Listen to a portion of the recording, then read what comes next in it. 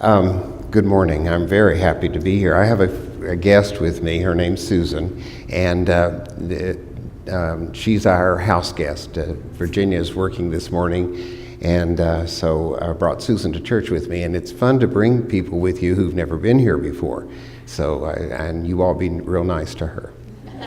And I've got a Susan story to tell you. I was putting some recycle in the blue recycle bin at my house, and up the driveway walks this lovely blonde woman who said, excuse me, I don't want to bother you, but I've got this list of things. I'm on a scavenger hunt. So I said, sure. So she stood on the steps leading into the house, and I took the list and opened the utility drawer. Some people call it a junk drawer. And gave her a pencil and an eraser and a paper clip and a little scratch pad. And then Virginia, and if those of you that don't know, Virginia is my wife. And so she steps in and she says, who's that blonde woman you're talking to? And I said, this is Susan. And she's on a scavenger hunt. So Virginia said, well, let me see the list. So then Virginia just went to work and went all over the house getting all these things that Susan needed. And then Susan then explained that she was on a life-improving seminar, and that one of the things they had to learn at the seminar was to go ask for things. And that the person that got the most things on their scavenger list got to sit at the head table with all the people that were leading the seminar. And it was a big dressy party at the Estancia. And so she was hopeful that she would get enough stuff, and between Virginia and I, she got a whole bunch of things. And then she said, I live in Las Vegas, and I'm just visiting for this seminar weekend. And she said, you'll have to come see me in Las Vegas. And so we said, well, we go to Las Vegas for the first 2 weeks of December because there's lots of country music, and the rodeo is there. And so we always have a lot of fun doing that. She said, well, you've just got to call me. So we called her when we got to Las Vegas, and we've been friends for 9 years now, since we've all stayed at each other's house and taken each other to dinner, and we know our life story and everything. But all of that happened when someone just walked into our life, and we were there for her to walk into. So that's called divine order. And it's magical and inspirational the way it happens. And if you're perceptive and aware, you might realize that you could attract, and you might be on the lookout for more friends or more people in your life that could help you, give you information, bring out the best in you, or be there for you to bring out the best in them. So it's like, heads up, pay attention. So today I'm going to share some ideas with you about 2 bad girls of the Bible. The first bad girl was Salome, who did her dance of the 7 veils. And I'll be doing the dance later in the And then I wanted you to know about the woman at the well, and she's nameless, but she is a key person in Jesus' development. So first of all, let's talk about Salome. And Salome's been depicted in the movies. Rita Hayworth played her in a movie. Their opera has been written by Strauss, and there are ballets about Salome. And the story is that Salome was, her mother and father were members of the court of Herod. And this was at the time of Jesus and John the Baptist, and this all took place in Jerusalem. And Herod had a big feast and a party, and it was opulent and beautiful, and everyone came that was in the court, and some wannabes, and everybody dressed beautifully. And as the sun was setting and the sky was turning into a parish kind of colored sky, and the temple floor, the palace floor was all clean, and there were candles and flowing oil lamps and lots of food of every kind. They were very carnivorous, so they just ate everything, and fruit and vegetables and opulence, and long tables near the ground, and people sat on huge big pillows with their flowing robes, and a lot of happiness and joy to be in the presence of the king and to be invited to the king's palace for dinner. And so during the evening, the king asked for entertainment, and sure enough, Salome, who might have been 16, 17, or 18 years old, danced for him. And he was so enraptured by her dancing skills, and she did a dance of 7 veils. And it is reported that the veils were each a different color, and they went from purple to red. And as she did the dance, she lost a veil, more of her body showed, and this was pleasurable to the king. And he was so taken by her beauty and her talent for dancing that he said, in a moment of complete not being so responsible, "I'll give you half my kingdom or anything you want." And so she went to her mother, and her mother said that she should ask for the head of John the Baptist on a silver platter. So she went back to Herod and said to him, "I want the head of John the Baptist on a silver platter." Well, here was the whole court watching. He couldn't renege on his promise, and he would have looked like he didn't have all the power he wanted to look like he had. So he nodded for his soldiers to go to the prison and take the head of John the Baptist and bring it back. And so they did that. They brought it back. And it was the end of John the Baptist's life. And it was the beginning of a great deal of turmoil in the city of Jerusalem that eventually wound up with the crucifixion and demonstrations and anger and frustration and sadness. So this story has a lot of rich information and value and inspiration, and it's a story about you in some ways. I know you've danced around the kitchen, and I know you sing in your car too. We've all seen it. But this is about the development of spirit within all of us. And as we're here, this is our spiritual home. And being here together, we're all growing together, and we all bring our experience together. And this is just very special and wonderful to be here. But it's also a place where we do a lot of our spiritual work. And sometimes this work isn't so easy because we have to really face some important decisions and understand some important consequences. And some of those consequences are negative, and some of those consequences are ultra positive. So let's look at all the ingredients and see what we can come up with. Now, I'll tell you my version of the story, but you have to come up with your version, because when we leave, I'm taking mine with me. And you can't have it, because you can come up with your own. That's because you're creative and you know the truth, and you're on a search and a quest. And we have lots of things to do and lots of things to enjoy, lots of things to take our time and our interest. But this is our spiritual time to work together. We've only got just a little bit of time to do it. And as we assimilate this information and then disperse it in the coming week, we find that the level we're living on changes because we've accepted, thought about, invited information that transforms us and moves us on up. So, Salome represents the immature and the sensitive, and she also was pretty manipulative. And here she was, this lovely young woman who was out for her own means. And then we have Herod. Now, Herod was the ruler, and he represents the ruling will. Now, let's talk about will for just a minute. You have a will, not my will, but thine be done, God's will. And so, we don't want to use our will in a willful way. We want to use our will to demonstrate how willing we are. Willing for everything to work together for good. Willing for what we don't understand to eventually be understood. Willing to let go, willing to take hold, willing to do what needs to be done. And there's a fine balance between willfulness. I'm going to go there. I'm going to get this done. I've got my list. This is what I'm going to do.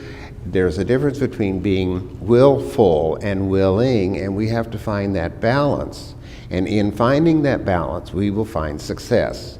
So if you're, and every once in a while we come up against someone who's very willful, and willfulness invites resistance. So oftentimes willful people just get resisted by everybody because they're so forceful and willful instead of willing. So we might want to have that as part of the ingredients we are cooking up to make a result with.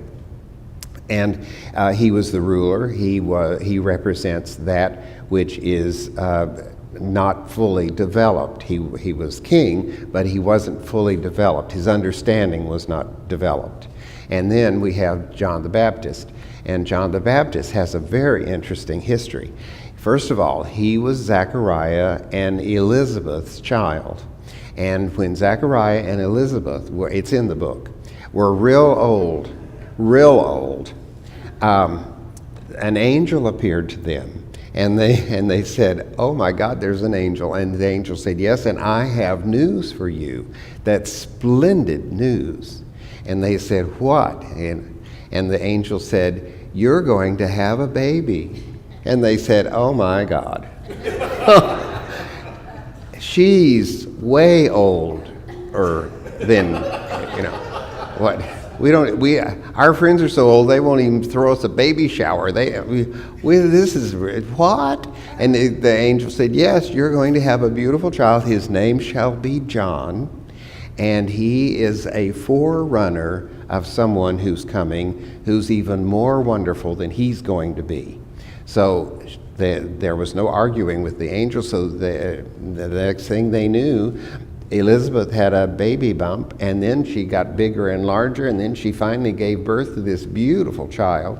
And he was a wonderful little kid, and he took to spiritual thinking and living right off the bat. He wanted to learn everything at the synagogue, and had questions and was searching, and he grew up to be rather evangelical in his attitude and his style. He was a preacher, and he's told scary stories and told about what would all the terrible diabolical things that would happen if you didn't do the will of God, and he was very enthusiastic about it.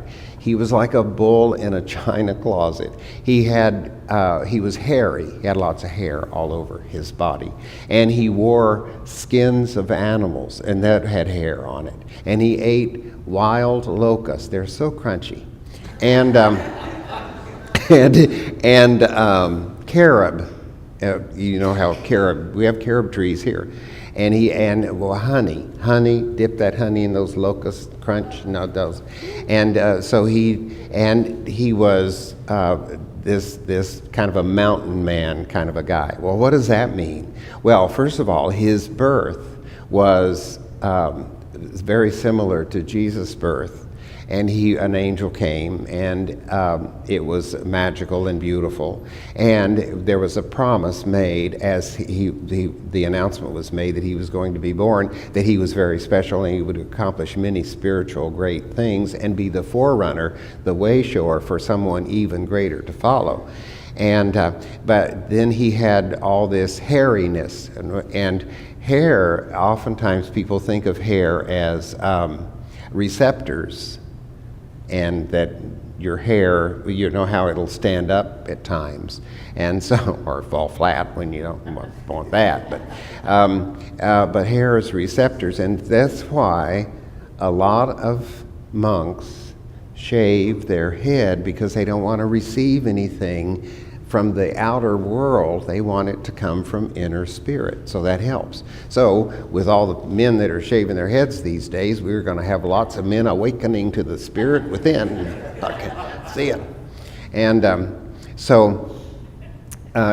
he had this hair. He was all receptive. But receptive in which direction? Receptive of the world and the worldly. And of course, he saw lots of things that were bad and evil, and he needed to overcome, and they were wicked, and he fought them and all this. So that represents John. And John was the forerunner of Jesus. He was enthusiastic and he was enlightened, but he was not spiritually enlightened. It's that part that maybe you experienced when you first heard about churches and religion and philosophy of spirituality and unity, or whatever church you grew up in. That was a stepping stone, and thank God for it, because it got you farther down the trail. God brought you here. So it was all necessary, but it was more like a John the Baptist part, enthusiastic but not fully awake and aware of the power of spirit that dwells within. The colors of the 7 veils, there's six colors in the rainbow, and I don't know what color the last veil was, but nobody else does either, because when they flew off, they didn't see it. So, but if you look at the rainbow, and when I designed this building and these windows, and thank goodness and God for all the people that each person bought a little square, and there's a lot of people that paid, and it was more expensive than a piece of glass because it helped pay for the building. But and I can't help but stop and thank those people who aren't here any longer that did all that for us. And the reason they did it was because that was their gift to give, but they knew you'd be here and that you'd take care of it after they were gone. And like I know you know that there others will follow you, and as we do what we do here, and we go and we grow and we become, others will just appear in our lives and in this church to help us grow. And the people that are yet to come, some of them will make cookies and bring covered dishes, and others will sing loud and pretty, and others will have more money than they know what to do with, and they'll help by giving that. So they'll come. So there'll be cookies and money and singing for everybody if we're doing our part. For us to do our part is to be thankful, maintain it, and keep growing here, so that when someone steps in, they go, there's something going on here, I've got to come back. Meanwhile, back to the window. And the reason we have stained glass in churches is so that you can't see out. You have to look in. And so this is all a spiritual exercise. The red is carnal and love. It's not only physical love, making love, but expressing love. So red is the color of love. That's why women put red on their lips. Then we have orange, which is the color of courage. And it was the orange lion in the Wizard of Oz that took his tail and put it over his heart and wished for courage. So we can't be cowards about courage, and have to roar like a lion. And then the yellow is for illumination. Green is for growth. It's not prosperity, it's for growth. And if you're thinking green to get more money, you need to change your thinking about that, because you're thinking of growing your consciousness to attract more money and growing your skills to work more intelligently and make more money. So green is the color of prosperity, blue is the color of spiritual awareness, and lavender is the color of spiritual love. So each of these colors is very representative of who we are, where we are, and your favorite color might be telling you some things for you that are drawn to you, that are your favorites to work on. But anyway, as she did the dance of the 7 veils, 7 is the number of earthly completion. And so in metaphysical terminology and in numerology. And so in this era was complete as far as John's life went, and he lost his head because his agenda was to judge and criticize evil. He thought evil was real, and evil is not real. It is transitory. It's on its way to becoming the good and the enlightened. It just looks bad, but it isn't really bad. It's transitory. How many grandmas and grandpas have loved some little idiot radical child who's got to do his thing and loved him so much while everybody else just thought this kid is just, there's no use, and loved him or her so much that their love transformed that evil little kid into transitioned that child through love into being a lovely young person, who there may be grandparents that are like that. So what does this story mean? This story means that little part of us that Salome represents, coupled with the ruling power of will, and then this all comes into an explosion of results because of the enthusiasm for the law, but none of these individuals portrayed love and understanding and kindness, and so things did not work out so lovely and beautiful for them.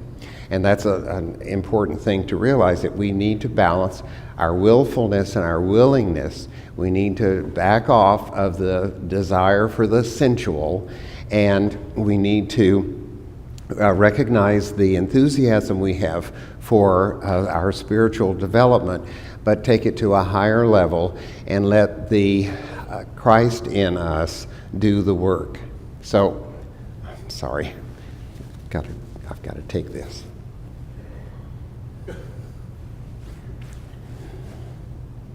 Yes, just a minute. It's God. Yes, Father. Yes, I was going to say that next. Yes. Okay, I know you do. I love you too. No, I love you more. No, I love you more. Oh, God, I gotta go. Yes, okay. I'll check in tonight. Yes, okay. Bye. Now we're going to talk about Jesus and the woman of Samaria. Now, God said to give you his love too. The woman at Samaria, well, here they are. They're in Samaria. Now, Samaria was a place that was just a kind of a static place to live. And what had happened in the year 722,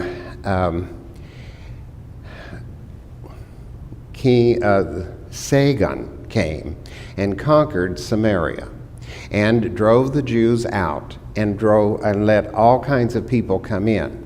And they were happy to have a place to live and farm and raise their children and raise their families. They all intermarried and intermixed. They were not a pure race. And they had lots of diverse beliefs because of all the cultures that they came from. So it was a static kind of place. And that's why the Jews did not care for anyone that was a Samaritan and from Samaria. And they thought that they were inferior racially and religiously.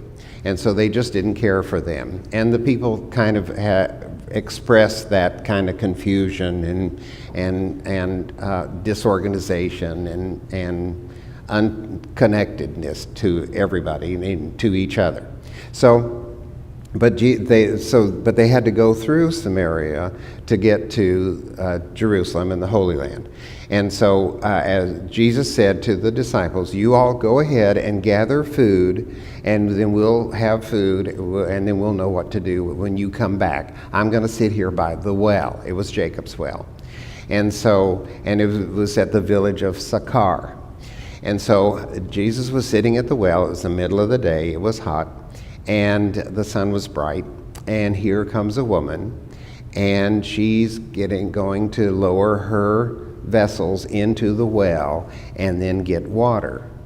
And just by her being there in the middle of the day, and her appearance and her attitude that you could see and feel, like people could see and feel yours, she came, and Jesus was able to read her, and he recognized that she was in the middle of the day. Now, all the girls came to the well in the morning when it was cool, and the water had not been all churned up with all the plumping jugs and bottles and things that were disturbing the water that people were using to fetch water with. And so he realized that she didn't have a good reputation with the girls in the village, that she had to come when they weren't there so that they wouldn't say bad things to her or look at her or give her the look, you know. So she was there in the middle of the day, which was inconvenient because it was hot and the water would be heavy to take home and all. And so he knew there was something up with her, that she had a not so good reputation. And so he's sitting there, and she sees this man at the well, and he says, would you give me a drink? And she says, you don't have a cup. You don't have any vessel. You want me to pour you some water out of my jug? And she says, you're Jewish, and you don't even speak to Samaritans, you know. What's with you? And he said, well, if you could give me of the water of the well, it would quench my thirst. But there is one who has water, that if one drank of it, it's living water, and it would give their spirit eternal life. And she said, yeah. She said, I've heard of somebody like that who could give living water. And she said, and this well, being Jacob's well, is a very special place. And one of the things we don't know is whether we should worship in the temple or in our houses or up on the mountain.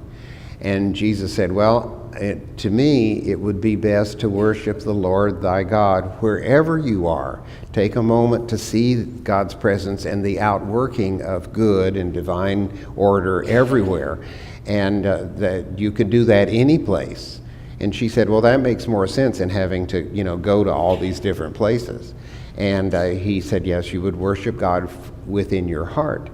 And she said, well, in the meantime, back to this water, she said, I've heard that, the prophets and all that have said that if you drink of the living water, you'll have eternal life. But she said, that's nice of you to say that, but I'll believe it when a real person says it with authority, and that's a spiritual person.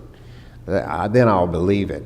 And Jesus said, and this was the very first time he ever said this to anyone, he said, I that speak unto thee am he. And this is the first time he ever told another human being that he was the Christ. And it took her to bring this out of him, the situation. And so that changes her from being a bad girl to being a person who was meant to be at the right place at the right time. So then she gave him water from the well, and he gave her an awareness of who she could be spiritually if she worked on it, and she didn't have to go anyplace. She just opened her heart to the awareness that God dwelt within her. And this was like quenching the thirst that she had for life. And meaning that if you drink of this spiritual awareness, you'll never thirst again. And she thought he was talking about if you drink of some water he had, that you wouldn't be thirsty again. But she was understanding now, because of their encounter and because her open-mindedness in her heart and her availability to the truth, that What he was talking about was that once she accepted this presence of God within her, that would empower her to make changes in her life, to think about things differently, to dissolve, not solve, but dissolve her problems, and to move forward no matter what the circumstances, confused people or situations there were around her, that she could become the person she knew she was entitled to become.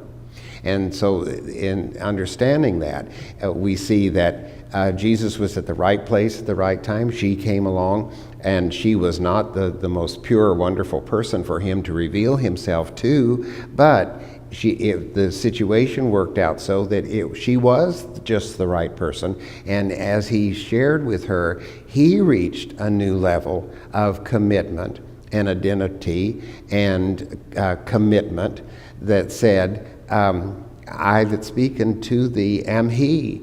And she accepted this and the living water, the spiritual message also. And so I think for him, he must have gone, that's true, I am. And I hadn't told anybody before because I hadn't come to the place where I could say that about myself. So the ingredients are all very beautiful here, especially the message of it doesn't matter where you go to worship, but you worship God within your heart. That doesn't mean you can just stay home now and not come here anymore because you're worshiping God within your heart. No, you bring your heart and you show up and you're here, and then in this fellowship, other things can happen besides and in addition to the living water that springs up out of your heart because you're there. But another thing is, who have you told that you are the Christ? So let me go through that real quickly. In the beginning, God created all of us. So we are all created in the image and likeness of God. We are spheres of light with wings.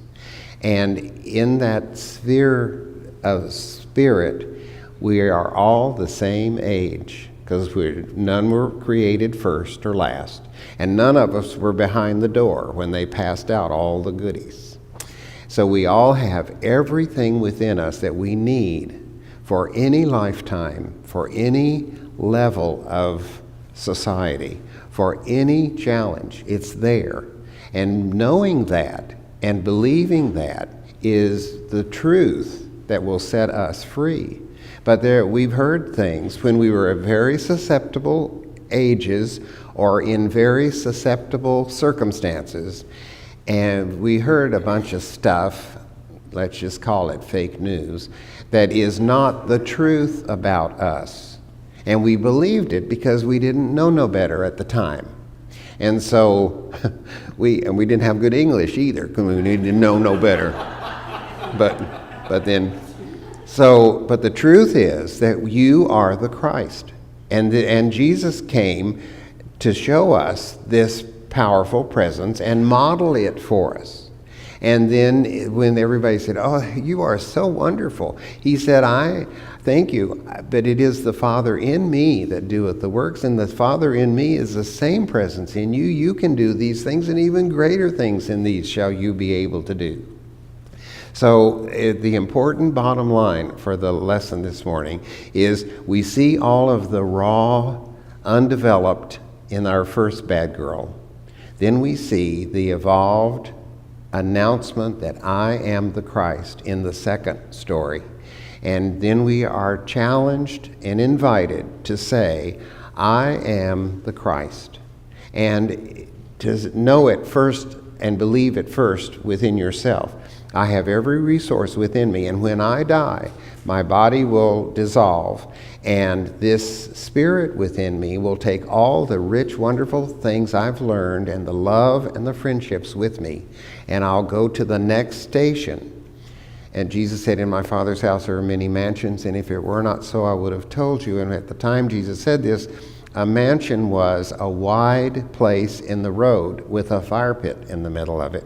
And everybody would go on the roads to Rome or Jerusalem, wherever, and all these people going back and forth. And they would stop at the mansion and build a fire from the coals that were still going from the last people that were there. They would pool their food, their water, their information together, and they would eat together and communicate. And those that had been down that way would tell the people that were going that way what was ahead, and vice versa. And it was a great exchange of souls and information and food and nourishment and safety, because robbers and people that would do bad things wouldn't come near, because there'd be too many people there. They'd beat them up.